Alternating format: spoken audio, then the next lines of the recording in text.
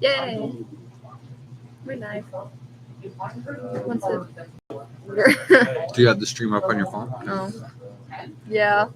Okay, load it up. So, let's see the chat here. Anyway, Wow. hi, welcome to One Side of the Coin. I'm Steve the Gamer, and with me, as always, my co. Mack-Attack. And this is our weekly show about Genesis Battle of Champions. So, part 3 tonight. Yes, part 3 of a 4-part series where we're going to be taking a look at some overlooked cards for the game. And this week it is total chaos. Yeah, chaotic. Yay. We're looking at chaos this week, right? So before we get into the big giant discussion about this, you want to say hi to anybody? Mad shoutouts to anybody tonight? If Cam's watching, hi. You always say hi to Cam? Yeah. Yes, we always I always say hi to Cam. Hopefully he's watching at home tonight. That's my son, her brother. Anybody else? Haunted Castle Gaming. Yes, we always thank Haunted Castle Gaming for giving us Genesis Battle of Champions, the game that we love so much that we talk about every week. So yeah, the whole entire design team.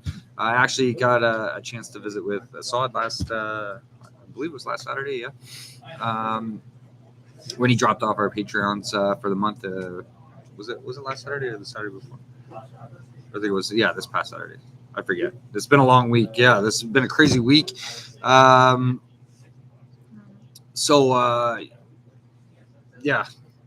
This week alone, we had Monday off. It was a holiday. Yeah, I'm all like scattered all over the place. I had Friday off too because it was snow day. Yeah, you had a nice long weekend because of the snow day. Yeah, really the weather's been up and down. It's been crazy. Warm, cold. It's like freezing cold outside right now. It's getting tomorrow. I'm gonna be sad. Yeah, we're supposed to get a lot more snow. But anyway, enough about the weather. This week, I've been plugging away at some spreadsheets. So we're getting our singles in order for Genesis Battle of Champions. We've been creating all the spreadsheets for them with our price listing kind of thing for the game. It's been a lengthy process, but we're managing it and getting that out to the communities. So if you're looking for any singles for Genesis, what are you doing? Anyway, if you're looking for any singles for Genesis Battle of Champions, so far I got our 2017 and 18 alpha lists done. I got beta done. I've been plugging away at Welcome to Jay this today, and I'll hopefully have it all completed by tomorrow. So it's a lot of cards to count and file and get it all nice and organized. So it's easy to access, and we can start giving it out to the community. Excuse me, my Necro Cup. Thank you. It's got cooties. I'm just kidding. Cooties. How long does it take for you to do a spreadsheet? Yeah, it depends. 2017 alpha didn't take very long. Very short list. I don't have a whole heck of a lot of it, but I mean,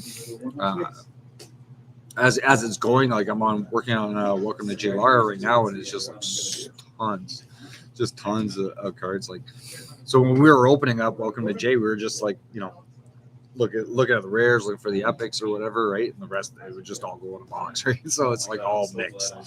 And then when Rays came, doing the same thing, but however, boxes got mixed up and whatnot. It's really crazy because we have so many singles. But yeah, so we get so many packs. Lots of packs that we had opened. Definitely plugging away at that. So you can reach out to me on Discord, or you can email me at hotgaming@hotmail.com if you're looking for any singles. As we're still, our main goal is to get an online store up and running for Heads or Tails Gaming, and hopefully as soon as we possibly can. It is a lot of work. Tons and tons of cards that we have to catalog and inventory. So, but yeah, Genesis singles. If you need them, get in touch with me. Looking forward to that. So, I want to give a big giant hi to JC, my buddy JC out there. Hi, JC. JC, yes, I was talking to him today, taking some orders for the store and that. Pre-orders and whatnot. So it's always, I talk to him almost on a regular basis, which is great. So he's a really good friend of mine. I love the guy dearly. So yeah, mad shout out to JC. Hi. And guess who I talked to this week? it was on Discord. I was kind of shocked. I noticed a message popped up, and I didn't look at it right away because I was really busy. But then I decided to click on it, and it's like, wow, I haven't talked to this guy in so long. 3, 2, 1. It was Wasim. Oh. Sid's brother. Yeah, Wasim. I actually got to talk to him on Discord this week. It was a quick back and forth messaging kind of thing. So super happy to actually have heard from him. He's doing really good. He's actually working on a platform, an app to play Genesis on your phone. Yeah, so he had sent me a demo. I haven't had a chance to check it out yet, but I'm super excited to. So yeah, to be able to play Genesis like on an app on your phone would be crazy awesome, right? Aside from playing on TTS, which I'm not a huge fan of, but the only problem's gonna be is he's gonna be sitting there at his desk all day. He's not gonna get no work done. Yeah, no truer words have been spoken. Yeah, exactly. But yeah, I mean, that would be so awesome to be able to have an app that you can play Genesis, to practice, right? Mm-hmm, yeah. Whatnot. So I wonder if it'll be like Arena, where you can like open the packs in the game, get more cards, or if it's like every card's available. I don't know. I haven't checked it out yet. We'd have to wait and see, right? So I mean, he didn't go into too many details. He just gave me kind of a. Apparently, he's got a YouTube channel of his own. I checked it out. He was showing some of the images and whatnot on his YouTube channel about the app. So it looked pretty cool. I was super excited about it. I was more excited the fact that I got to talk to him for a little bit. Really great guy. I remember facing against him when we first got it. Remember when we were playing at Forbes? Mm-hmm. We faced. Yeah. We played that Hunting Hound deck or that timeline based around Hunting Hound, which totally blew us away. Absolutely amazing Genesis player. Really great guy. So mad shout out to Wasim. It was great to hear from you. Brother of Sid, the creator of Genesis, owner of Haunted Castle Gaming. So yeah, he's been there since the start with his brother, I guess helping out with the game, play testing, that kind of thing, or being involved with his brother and taking an interest in the game, which is really awesome, to have family like that that support you. So totally awesome. Huge shout out to Asim. So yeah, want to get into some chaotic stuff. Yeah. Okay. So if you've been following these past few shows, we started off with Axon, and then we tackled Bellum, which we were supposed to have Carl for a guest on that one. However, the weather was really bad; he couldn't make it. Yeah, it was kind of broken. As in, we were still here streaming. But yeah, we went through with it anyways to keep the shows going. Mom told us to just go home and stream at home, but we said no. No. We got to do it here at the store, right? Gotta have these cool backgrounds, Where the heck would we stream at home? It'd be too loud. I mean, you have a cat crawling over your shoulder, which would kind of be cool though. Well, unless we were upstairs, you'd have Shy yelling, the dogs, yeah, whoever else was home. Yeah. Grandma, I was gonna say probably have great grandma complaining. Why are you guys doing this here? Yeah, nobody wants to see great grandma in her night coat, right? Maybe, you never know, right? Actually, she wouldn't even be home by now. She wouldn't be. No. So yeah, a couple of viewers already. James, hey James. Hi. And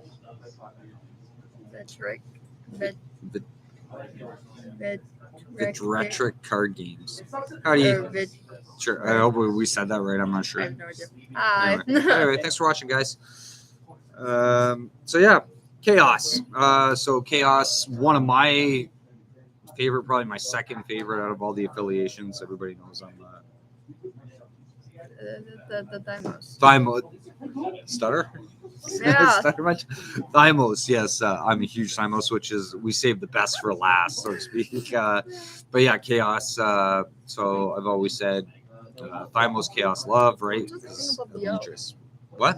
So what's with the thing about the O? Hola. Oh, it's because it's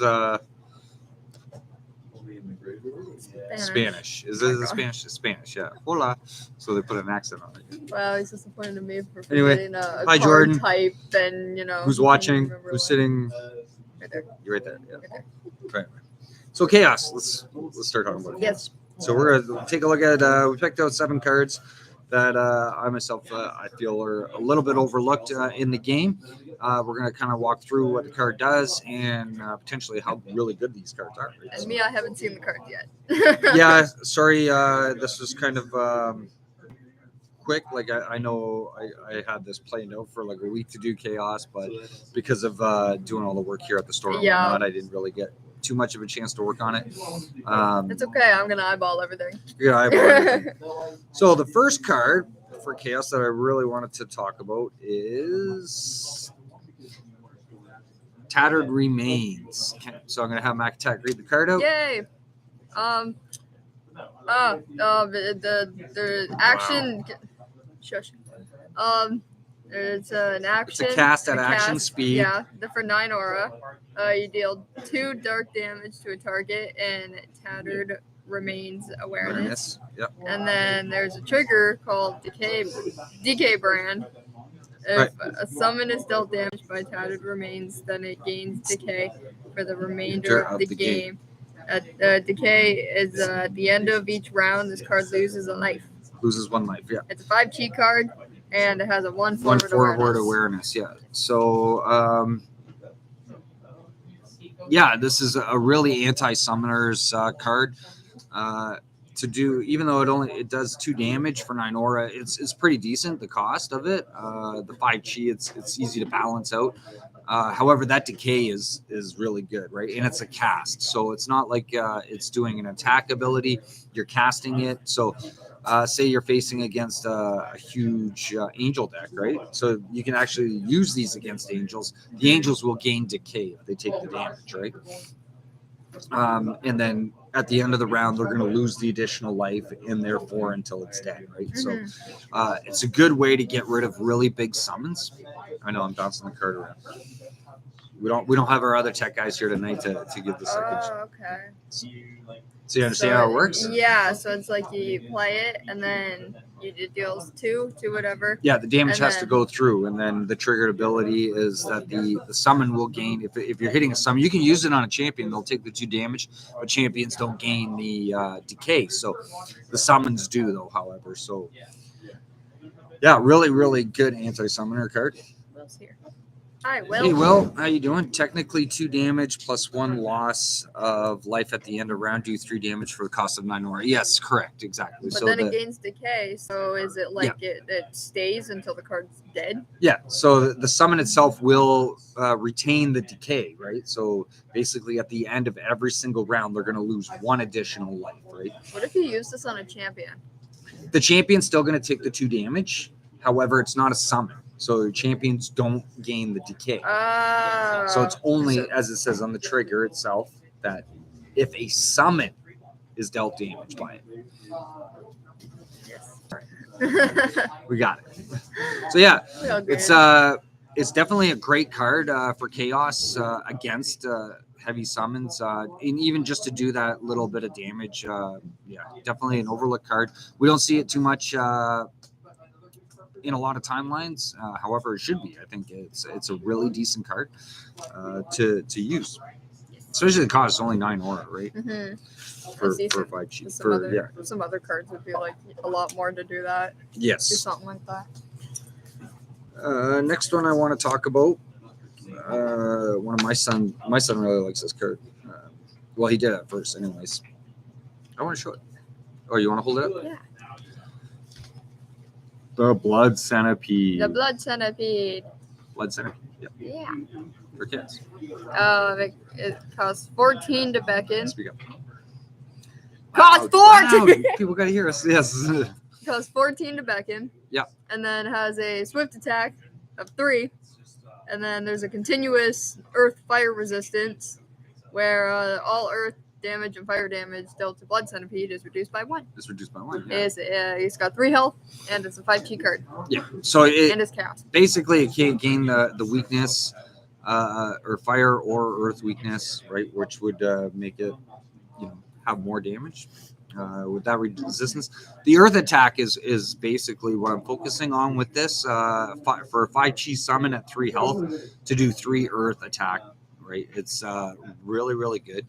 especially in the state of the game right now with how branding works. If you give something Earth weakness, you're upping that damage to 4 damage, which is really heavy, right? In the game at the moment. Definitely, the 14 aura to play it, it's a little high for a summon, but for what it does, I think it's relatively balanced for a 5 chi card, right? For a summon, 3 health as well, right? So it can take that average hit. However, you pump this up, especially with Thymo's life gain ability, say like healing fire, can really make this a huge threat on the battlefield, right? For summoners. Definitely really good summon, I think, for Chaos. So consider putting it into a timeline, building a timeline around it. I think you'll see some really good results with it. And he's cute. Look at him. Look at his face.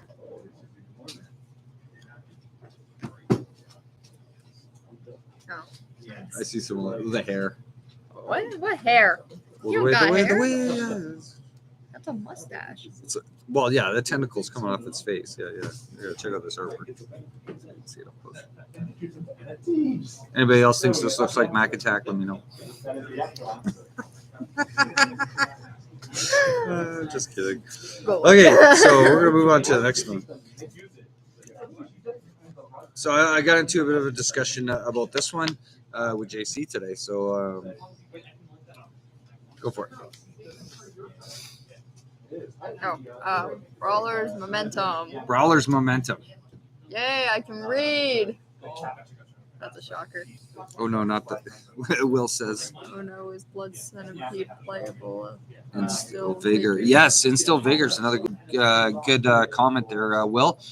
Instill Vigor is another one too to boost up its health. It would gain that 2 health plus do that 2 additional damage for the end of the turn. So it would pump the Earth attack up to 5, and it would also give it 5 health on top of it if whatever it's attacking has that Earth brand. Sorry, the elemental branding on it. Or Earth weakness, you can even bring it up to 6 damage. So yeah, it's crazy. The Centipede artwork is done by Mario. Hi. Tattered Remains was done by Damian. Damian. Yes, love Damian. Mad shout out to Damian. Yes. Okay, Brawler's Momentum. What does it do? So for 5 energy, it's an action. Enchant is a thingy. Attach Brawler's Momentum as a skill, and then the trigger enchantment thingy.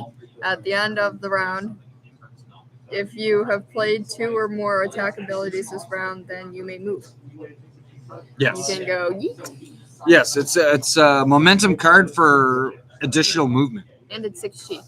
I forgot to mention that. Yeah, it is a 6 chi card. However, it's a skill, so you only need to have, I think, one of these attached to you. I don't think stacking it is going to be as much as effective, right? So, like if you have no, I guess if you attach it, it's attached once, it'd almost be like playing multiple, yeah, I know. Sorry. Where are you looking? It would almost be like playing multiple dense fogs. I feel would it add on to anything? If you played multiple of those, it attaches to something. You attach it as a skill thingy. So if you played multiple of them, would it be would that just double a bunch? Believe it does stack. Wow, that took a lot of explaining. I just don't know how to explain things. Pretty sure it would stack. Will's out there. Will be able to tell us. Brawler's Momentum stacks, right? Anybody use this card here? I've never used it. Okay, so basically it states, so you attach it as a skill. It has a trigger at the end of the round. If you have played 2 or more attack abilities this round, then you may move. So it would still stack, right? Yeah, that's what I had thought as well.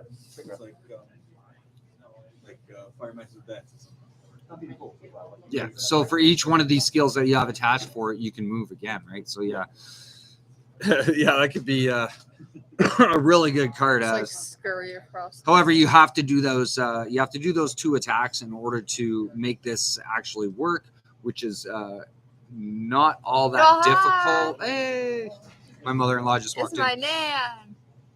You brought a chair. She brought a chair. My Shaking chair her broke. head? No. But What's that? I don't know. She brought something. yeah, she brought big boxes. Hi, you What'd want to come bring say in? hi to our viewers? Yeah, you should. Yeah, we're on Yeah. stream right now. Okay. No, she's standing right there. But I did just drop you off a cigarette. Oh, perfect. But the liners are at home for it, so. Oh, Okay. that's what that is. Okay, it wasn't a chair. Alrighty, thank you so much. We love getting gifts. We Oh, love getting gifts. Okay. Okay. Yeah, I forgot it was today. Yeah, Thursday night is our live stream. Oh, have a good time. Okay, thanks a lot, Mom. We'll see you later. Bye. Okay. Yeah, that was exciting. Sorry about that, everybody. So 5 energy cost for this. It's a little high, unless you have an energy reduction to bring that down a little bit. However, stacking these, play those 2 attack abilities. Doesn't Bomb have 2? Fong does, but she doesn't have access to chaos. She's Bell and Thymus. So like Core. Core has 1 energy reduction, so he could play it for 4. Does anyone with those colors have like 2 energy reduction? No, not yet. Okay. So, but to gain that extra movement, so you can get yourself into a position, do a couple of attacks, and then have this as a skill, or if you have these stacked as a skill, you can get out of a bad situation at the end of the round, depending on what your opponent's doing. Or if you just play a bunch of them, you can like scurry across the board. Yeah, exactly. So there's no restrictions on the movement. You just get to move. So you could do a square over, rotate, whatever, according to the movement rule, right? So definitely a great card. How many attacks would you run in the timeline? Yes, it stacks. Okay. How many attacks would you run in the timeline? Like how attacks is in quotations. 25. It all depends on the style of timeline that you're building. So, like as a fighter, obviously you're going to have like a whole ton of different attack cards, or say like. Well, we don't have Bellum Chaos yet, so I can't really use Bullshot as an example. But once we do get Bellum Chaos, right? So it's like Bullshot is an attack, right? So you can play a couple of Bullshots, and then already you've got that triggered ability from the Brawler's Momentum to actually move. So you can get in there, drop those, and then get out, right? So without any repercussions of being up close, right? So definitely a great card for momentum in the game, to get yourself in and out of situations. Brawler's Momentum. Moving into the next one. Yeah.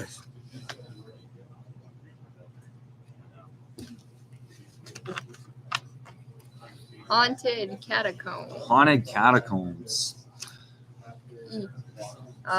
So that's an action build thingy that costs 8 aura and 1 life.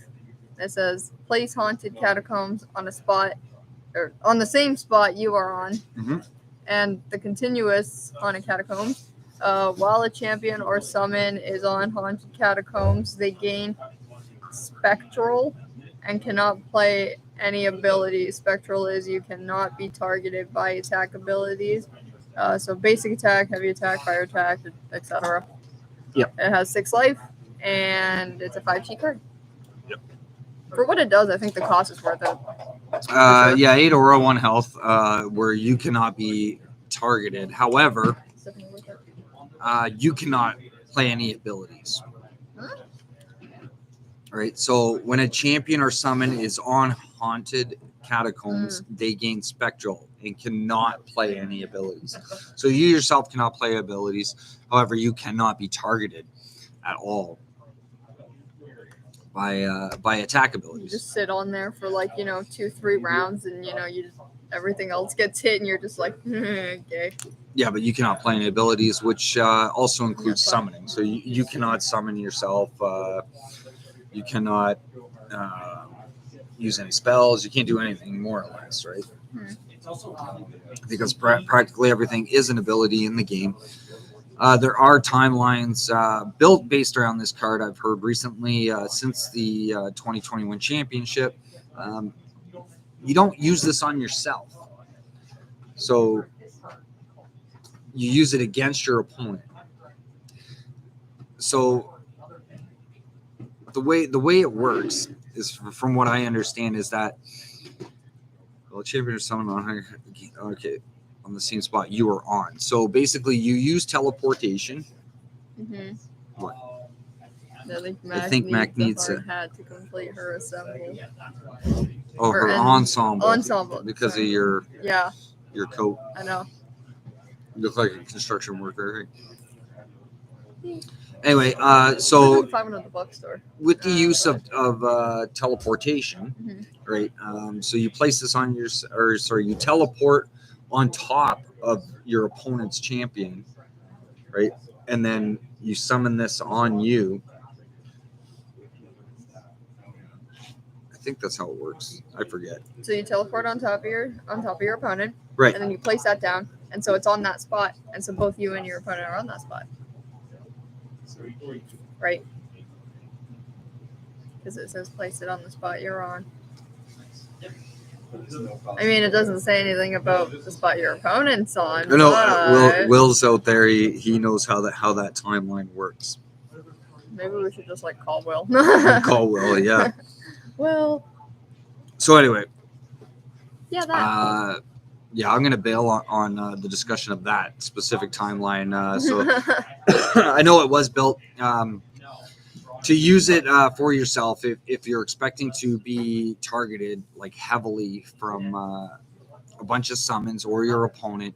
Having this on the spot that you're on, so that you cannot be targeted, can save you until maybe you're looking for something in your timeline. You're waiting to get the right hand to do anything specific. Can definitely save you from taking a mass amount of damage, right?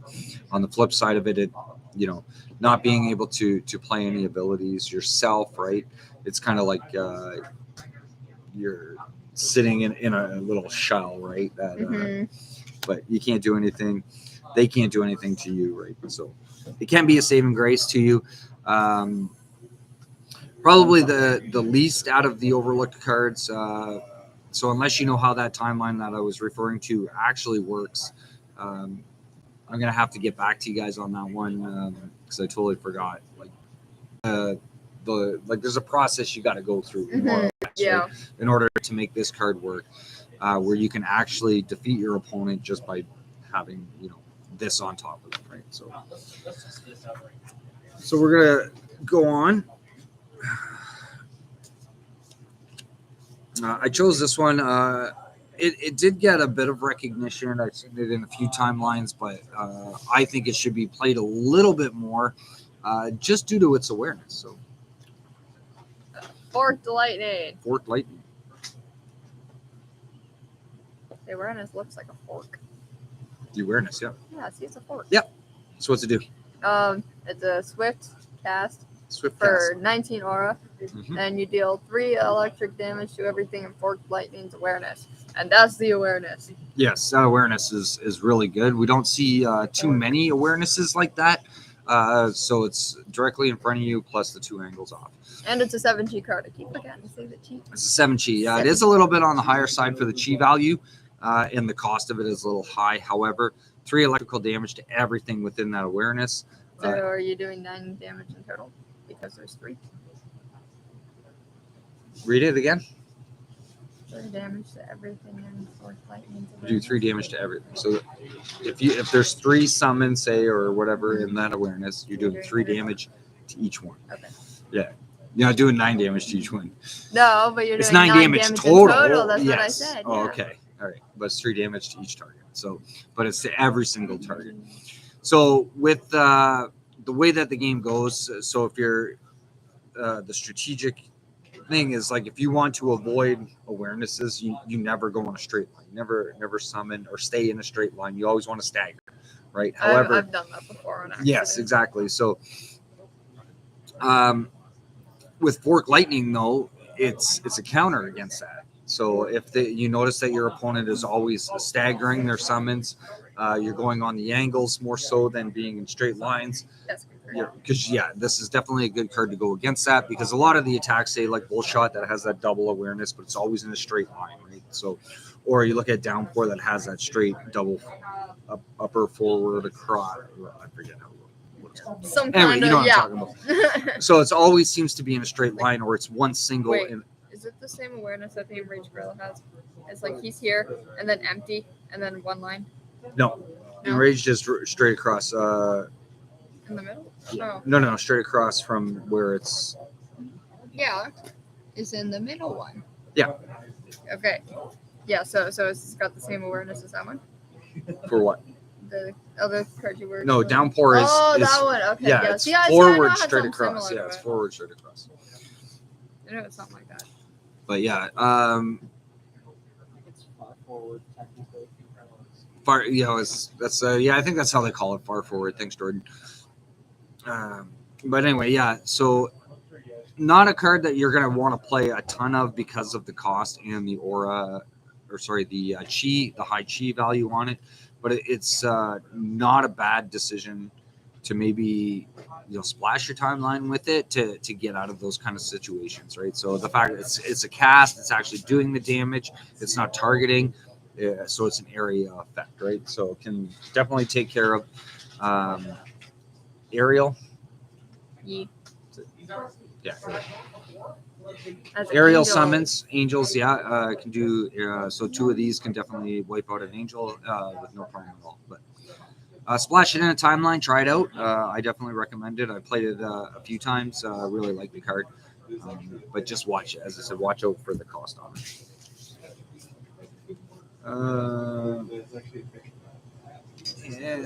Let's do this one.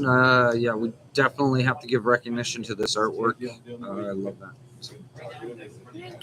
Yep. Yes. Dark Corruption. Dark Corruption. Number for you. Look at the artwork. Yeah, definitely amazing artwork. That's done by Camilla. So huge shout out to. It's my guy. Yes. That's Rain. Yes. Yeah. Love this artwork by Camilla. Really, really nice. Dark Corruption. My favorites, the mouse and the secret. Okay. So Babu. yeah. Monkey. Yeah. Okay. Okay. So as an action cast for 11 aura, you deal 2 dark damage to a target and Dark Corruption's awareness. There's a trigger. Resurrect Skeleton Warrior. He's saying that word because it confuses me. If a summon is dealt damage by Dark Corruption and is killed this round, then place a Skeleton Warrior from your subconscious on the spot where that summon was killed, facing the same direction as you, then exert it. Yes. And it's a 4 chi card. 4 chi card, yes. Chi value's decent for it. The cost at 11 aura, really good.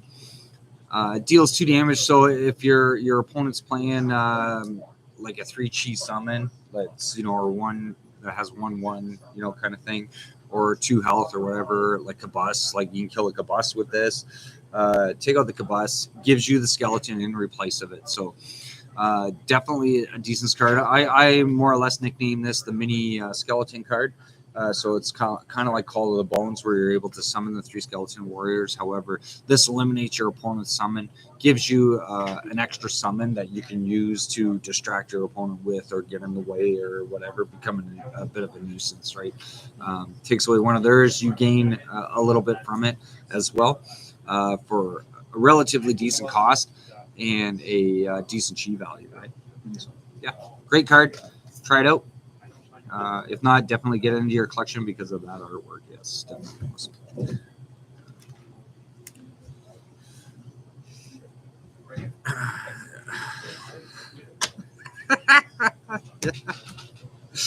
Yeah.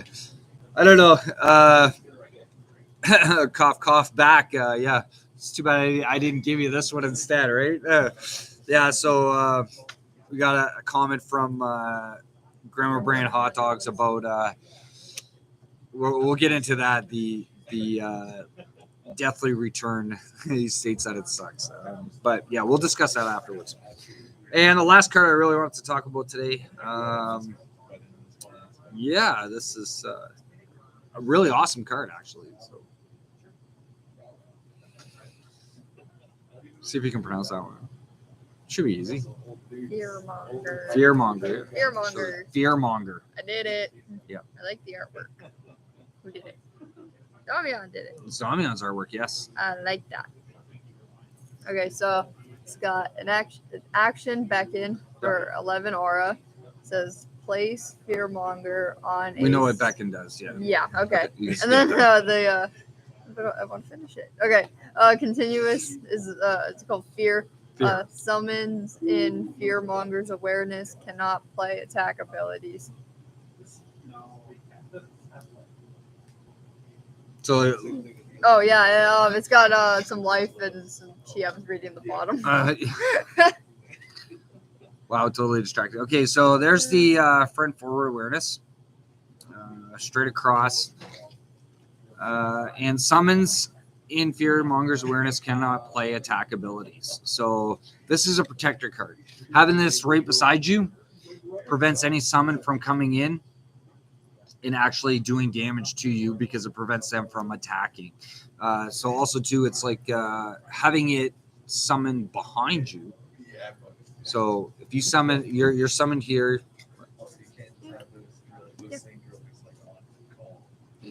So you move up one, you summon that thing right behind you. You cannot be flanked by summons because of the way the awareness goes, right? Actually prevents summons from coming in, hitting you from the side. You have it summoned on your sides. It prevents any summon from coming directly in front of you and, again, attacking you from it.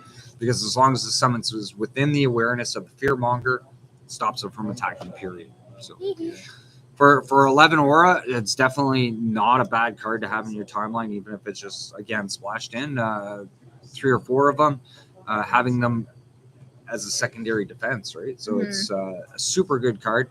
It becomes very annoying when you can't bring your summons in to drop a lot of damage on you. So you're going to take that, heavy hit from, say, like, whatever, right? An angel, we always use the angel because it has a really big hit, or any kind of massive damaged summon coming in can stop them from attacking unless they get rid of that, right? So it does have 3 health, so it's not that difficult to get rid of. However, I mean, again, its life can be boosted up as well, but playing several of them becomes really annoying too. So it's like, well, you not only have to get rid of this one, you got to get rid of that one as well in order for something to come in and do some damage around you, right? A great defensive card. So definitely love that artwork too by Damian. That's crazy good. Crazy good. I love his style of artwork, right? Like that thing just looks gross and decrepit, right? It's like more or less you don't want to go near it, right? Because it's like it's all oozy around you, right? That's what Long and Long are trying not to do. Oh, the flavor text, yeah. What is that thing? I don't know. Just don't touch it. Just don't touch it. Yeah, Don't touch right? it. Yeah, you definitely nailed it as far as the flavor of the of what a Fearmonger is, right? Like, definitely a great card. A couple of honorable mentions. Like, I know we used to use Lulu Core, right? A lot. Not a lot of people really realize how decent that card is. Like, it was a rare back in Welcome to J. It dropped down in J2 to being an uncommon. But that's the one where your opponent actually has the ability to either spend 3 of their own health or 3 health of the summon in order to prevent Lulu from entering the field, right? Lulu's got 3 attack. And it's only like a 10 aura at the summon, right? So really good card. So I want to give Lulu honorable mentions. Those who don't play with Lulu, definitely recommendation. I like to use Lulu in a lot of my chaos decks. I know Cam used to play him. Yeah, I taught Cam especially when you play a lot of them, right? So it's like you can actually swarm the board with a considerable amount of Lulu, and it does dark damage. So if you're using Dark Brand to give dark and weakness, they can be a nuisance because they're cheap summons that are very effective, right? Mhm. So How much does he cost? he's only 10 aura to play him. Oh, Right? wow. Yeah, so he's relatively cheap, and he does 3 dark damage on top of it. So and he's a 3 health. Really, really amazing summon for anybody who's looking to build, a swarm deck using Lulu, right? Lulu also works really good with the resurrect ability. So it's like if something you summon it, and if they spend the 3 health and it dies, at least now you've got a spot where you can resurrect something from your hand. So a lot of the resurrect decks were actually based around Lulu at first, but they've kind of faltered. We don't see them played as much anymore. And I think Lulu is a huge support to a lot of people who have been trying to use Yamaraja, right? Focusing on timelines on Yamaraja, where Yamaraja is like a really, really heavily techy card to play, right? So a lot of people that have tried to conquer that timeline using Yamaraja, right? Kind of forget a little bit about the effectiveness of Lulu in the game. So, but yeah, definitely take a look at Lulu. So, yeah, I think that's pretty much all I got for Chaos. For the cards, any other ones that you can think of?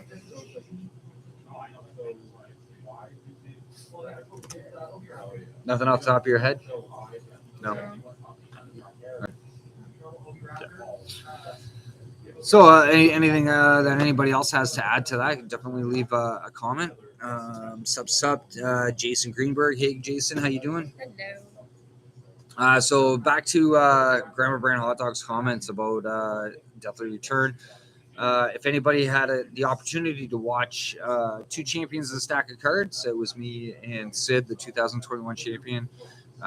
We sat down and we do a. You gotta grab that. Yeah, this is we didn't do this one, but this is the challenge. He was talking about Deathly Return, and this is the challenge I gave him for our next challenge video, and he gave me Downpour. So we were supposed to do that video this past Sunday, but we kind of bailed on that because we wanted to give some focus on the branding, right? That has kind of changed the game a little bit, and showcase how it's kind of broken, right? So you're gonna live stream this upcoming weekend? No, this Sunday we're not live streaming because it's every 2 weeks for two champions and stack of cards. So it'll be the following Sunday afterwards. We're going to tackle that. However, he was saying that this card really sucks.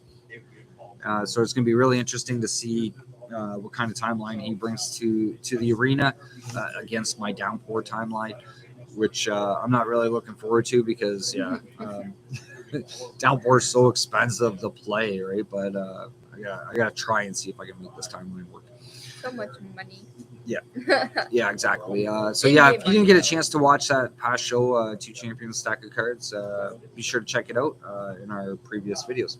I actually had a really bad taste in my mouth after that show because of I don't know, just what we've discovered with branding and how the pillars work. It's just I'm not liking it, and we're really discussing within the community and some people at Haunted Castle Gamings too about branding and how the pillars operate, wanting that to be changed, to go back to the way that it originally was, to make the game more fun, right? So we're waiting to find out any kind of results as far as what they decide, if they're going to eradicate the cards or change the ruling of branding, etc. So we're kind of anticipating that decision, right? What they're going to come up with.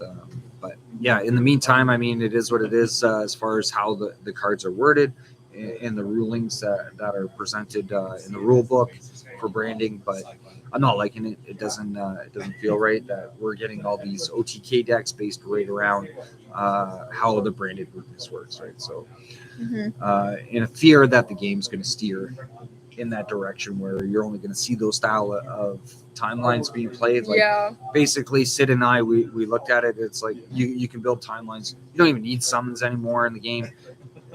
just because of the way the pillars work. Board So. and placing pillars. Yeah, not a fan of permanent branding. Defeats the whole purpose of Strategically. Yeah, moving around the board and placing pillars strategically. Yeah, exactly, Jeff. 100% agree. Mm-hmm. The original way that we were taught that the pillars work is that if you were on or adjacent, you had the weakness. However, if you moved out of those spots, you no longer had the weakness, right? So it wasn't until the end of round or anything like that. It was, just straight up like that. So it was more or less positioning weakness, which is the way we were originally taught.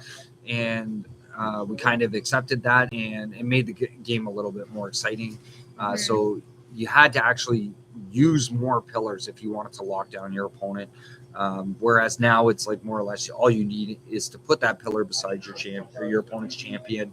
They've gained the weakness for the rest of the game, right? So they're weakened already. So now all the elemental damage is just boosted straight up. OTKs are coming out of the woodwork, right? As far as and they don't even include summons. Like, even though the summons do the elemental damage, like, you don't need them because those timelines, they boom, boom, boom. It's so fast, right? And it's broken down. So basically, it's like whoever wins that first die roll, especially if you're both playing similar style decks, right?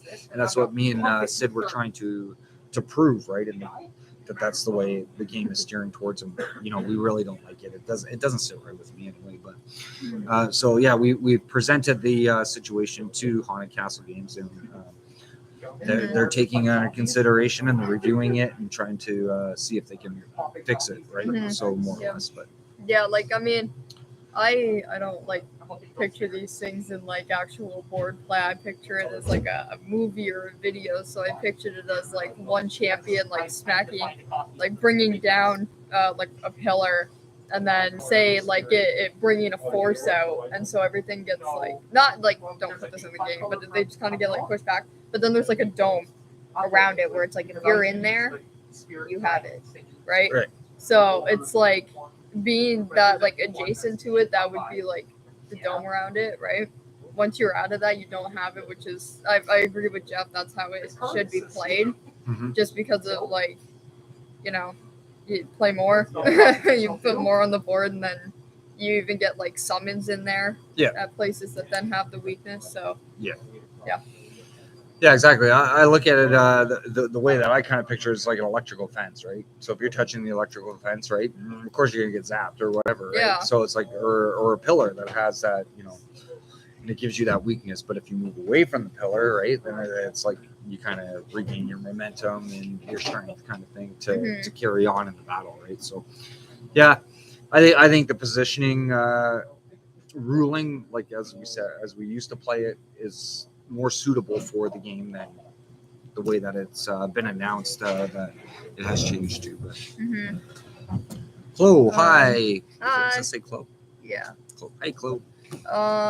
Jeff said every deck should run 2 to 3 pillars or whatever element their deck runs primarily, and it's only upside. Yeah. And then Jeff also said, I'm not a fan. Yeah, definitely not a fan of how the new ruling of branding goes. And yeah, like as I said, if you want to check out further information about that, watch Two Champions, a Stack of Cards, where Sid and I actually battled it and kind of talked about it. One thing I was talking to Will about last night when he was in the store, it's like the perspective I gave him on my opinion. It's so Are we done with this? Yeah, you can give that back. So when Erica first came out and I built the landslide deck, remember? And Jordan can vouch for this one, right? Like when I first introduced him to the landslide deck, where the timeline basically was, I'd leap Erica up. Oh my god. Yeah. I dropped the earth pillar next to him. He'd gain the earth weakness, and then I'd landslide him. So now he can't play. I would play like I use her ability to summon a Baihu.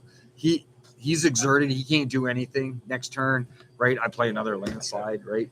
And that's the kind of deck where you have to go first, or it doesn't. Yeah, exactly. So basically, we played several games where he didn't play at all. Like in like 5 rounds without being able to do anything. Oh, Yeah. I have too, believe you me. yeah. So, however, when I discovered that timeline, I think it was back when Race first came out, and yeah, it was like there was no fun. There was no fun in that timeline. It's like literally, I watched him sit there and like he did nothing for the entire. It was basically playing solitaire, right? It's Yeah. there was no interaction, no nothing. And it's like, okay, I felt bad about it, like, and I didn't want to see, right, that this could actually become a thing, right, where you can stop your opponent from playing the game, not getting involved or whatnot. So Did you like talk with someone about this idea, or did you like come up with this yourself? No, myself, right, when Race first came out. Oh, okay. Yeah, I literally built that deck. I remember like he was astounded by it. He was like, oh my god. But anyway, so what I was saying to Will, it's like I took that timeline after I built it and played it, and I didn't like it. So it's like, well, let me reverse it and see what I can do to counter. So I always look for the counter of an extraordinary deck like that. Mm-hmm. So when I'm introduced, oh, you got to check out this timeline and how great it works, right? Or these new OTKs or whatnot. So I actually look at the deck list or how the deck operates, and I look for a way to counter, right? Mm-hmm. So I look for the counter deck to them. With these new ones, and it's like some of them, it's literally you cannot, right? So the one timeline that I played against Sid, it's like the only thing that can actually stop that timeline is selective amnesia. However, with it only being considered, and I put it in quotations because I don't think should be a forethought card. So, or as you would known as a sideboard, right? Without it, you cannot stop the timeline. It's the only thing, basically. And even Will had told me that somebody had used selective against that timeline, and I did make some adjustments to the original build on it. He had to face against the selective. He still dropped down to the 5 cards, but he was able to regain momentum on it and ended up going a second turn and still defeating the opponent with it, right? So against Sid's timeline, taking a look at, like, he did do some slight alterations, and I told him it kind of messed up the consistency of the draw due to its changes. But there's literally nothing, right, except for even Holy Wall. So it was the only thing that I could really come up against that Meteorite branding deck, as I'm calling it. Even if you use Holy Wall, all you got to do is you play the first Meteorite. If they play the Holy Wall, you just end turn, and you go to the next round. So unless they're actually holding that many in their hand, right, Mm-hmm. to prevent it that many rounds, yeah, it's absolutely crazy. The counters to it are so scarce and very easily adapted to, right? So, which makes it even lesser, right, of an enjoyment, right? Knowing very well that the win ratios on these timelines are super high, super high, and very little counters to them. Is going to make I think the game for players a little bit upsetting, right? So, or less enjoyable kind of thing. So, which I don't really want to see this game, because yourself how much I love playing Genesis, right? From the way that we've always played it. So keeping our fingers crossed that the changes do get made. We're just, as I said, we await for it. So, but yeah. Especially with something like that. I mean, Yeah. Yeah. We don't want to sit down and you have to, have mirror matches all the time, because everybody wants to play those one-turn kill decks that are virtually impossible to get through, right? And like, as I said, it's going to be basically rolling the die. Whoever wins the die roll is going to win the round out of 3 matches. Right? So, because it does bounce back. Yeah. But yeah.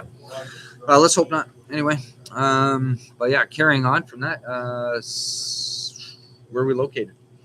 131 Erie Ave, Brantford, Ontario, in Canada, on the Earth. We've already gone through this spiel. All the time, we all know it. Yeah, we all know it. 100%. We're in the universe. Yep. In the Milky Way. In the Milky Way, yeah. Are we in the Milky Way? Oh, okay, all right. So we're coming up to the end of the month this week. for this weekend, after this weekend. So going into March 1st, looking forward to next Patreon. If you're not a Patreon member, be sure to sign on to the Haunted Castle Patreon. Get tons of awesome promos and whatnot. I'm definitely a huge member. What? No, I just didn't realize how close it was to March. Yeah, no, we're like March is right around the corner. Heck, did the months go? It does. Time does fly. Flying by. So some offset announcements. Tomorrow's the release of a new Pokemon set, so it's going to be a busy weekend. Hopefully here at the store. Looking forward to that. Yeah, new Pokemon set comes out tomorrow. Going to be super busy. However, aside from that, this Saturday we're running a organized play event for Genesis. So if you want to come out and join in the tournament, make sure you create a player's profile on the Geo site. So it's geo/GenesisBattleChampions.com. I got it right? GenesisBattleChampions.com. Yes, I got it right. And make yourself a player profile, and you can sign on to any tournament, organized play tournament that's listed on there. So from all the LGSs that are carrying Genesis, awesome job, guys. We love having more and more community. I don't know how to do it. Somebody here can probably help you. Yeah, for sure. You can always reach out to us. We'll help you out, walk you through the process, get your LGS involved as well. So if your LGS doesn't carry Genesis, introduce them to it. Amazing game. So you definitely want to check that out. And the website as well, just the regular GenesisBattleChampions.com, where you can read the lore. I'm so far behind in reading the lore. It's ridiculous. I've been so busy. But, you can read the lore, learn how to play the game, all the great information that's on there. Definitely check it out. All right? Yeah. 100%. So I think that's about it for this evening. You think? Social media. Social media? Yes. Okay, yeah, go for it. Yeah, we have social medias. Social media. We have the Facebook groups. The Real Heads or Tails Gaming Group. You can check it out on Facebook. We're on there. My Facebook got hacked quite some time ago, so I had to create some new groups. So when you're looking it up, be wary, because we're trying to get Facebook to get rid of those old accounts, but they're still on there. So I don't sell Bitcoin. Honestly, I don't. So if anybody that has my name that's reached out to you to try and buy Bitcoin, don't. It's not. Or try and get you to send up stuff. Yes. Yeah, I never ask anybody to send me anything over Facebook. So be wary, be cautious when you're online. That's a huge tip. But yeah, check us out there, and TikTok and Instagram, all those kind of good things. You can always look us up there as well. So we're gonna be doing some construction in the store very soon. So we got word that we're gonna be tearing out over there. You can't see it in the shot, but we're going to be expanding the store, growing it a little bit bigger, so increasing our play space a little bit more, and super excited about that. So that's going to be starting very soon. We got word that they're going to be clearing the lines out of the cooler and whatnot, so we can start tearing it out. Go get some more wall space to put up more posters, because more posters, more products, more table, more space, bigger store. Yes, for all our players in our communities. Bye. Hi, I'm Justin White. We'll see you later, bud. But yeah, you can. And Thursday night, every Thursday night, such as tonight, we always have our community. It's always welcome to come in, just play some casual games, get involved with Genesis. And we do this. And we do a live stream as well every Thursday night. So be sure to turn in, like and subscribe our channel. Definitely like that. So any suggestions, comments, questions about the show, be sure to leave them in the chat, or you can reach out to us. Perfect. So I also want to give a nice, she's probably not watching, my mom also as well. So I've been meeting up with her and talking about Genesis a lot. So she loves Genesis as well as much as I do, always discussing it and talking about it. I asked her to stay over one weekend. I haven't stayed over in a while. She moved. You'll probably see her this weekend, most likely. Oh, really? So, yeah. Groceries.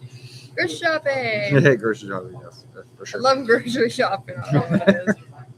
Love grocery shopping. That's what I forgot to get. Anyway. We need cheddar popcorn. So on behalf of One Side of the Coin, thank you very much for watching and tuning into our show tonight. We hope you enjoyed it. Be sure to tune in next Thursday, where we're going to be finalizing this 4-part series, and we're going to be tackling Thymos, my favorite. It'll be a challenge this week to find cards for Thymos that are kind of overlooked or could be potentially really, really good cards in the game. So, behalf of Mack-Attack. And I'm Steve the Gamer. Thank you very much for tuning in and watching One Side of the Coin. And remember, this is our opinion. You're always entitled to your own. Everybody has their own opinion. But remember, always be safe and respect one another and their opinions as well. So have a great night, everybody. Bye.